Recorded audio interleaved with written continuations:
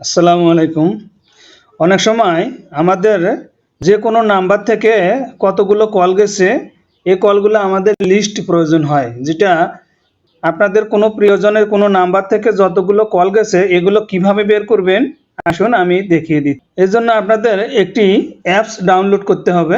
Play স্টোরে যাবেন, play store থেকে এখানে সার্চ করবেন E2PDF।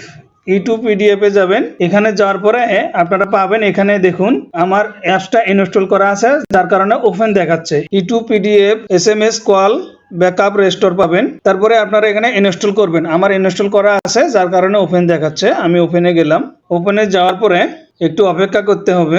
এরপরে নিচের দিকে দেখুন এরকম একটা অপশন পাবেন, যে অপশনটা আছে পিডিএফ ব্যাকআপ প্রিন্টেবল।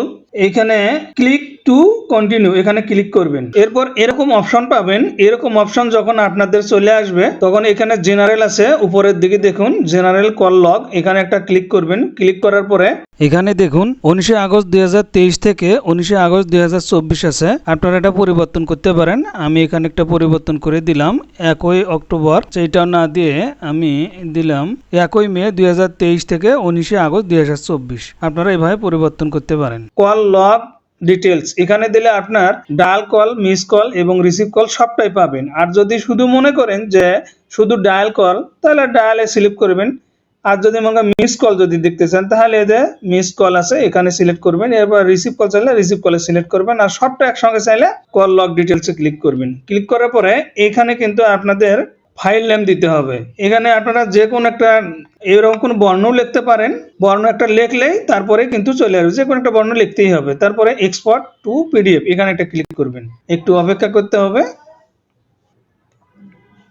এই দেখেন সবগুলো চলে আসছে একটার পর এক। এখানে দেখুন কল লগ, এখানে নাম আছে, এখানে ফোন নাম্বার, টাইম কোন কোন সময়ে কথা হয়েছে, এখানে ডিউরেশন কত সময় কথা হয়েছে এবং টাইপ দেখেন dial call, miss call, receive call সব এখানে আছে একটার পর একটা। আপনারা এইভাবে সুন্দর করে সবগুলো লিস্ট বের করতে পারেন। আজকের ভিডিও এটুকুই ছিল। সবাই ভালো থাকবেন। Thank you.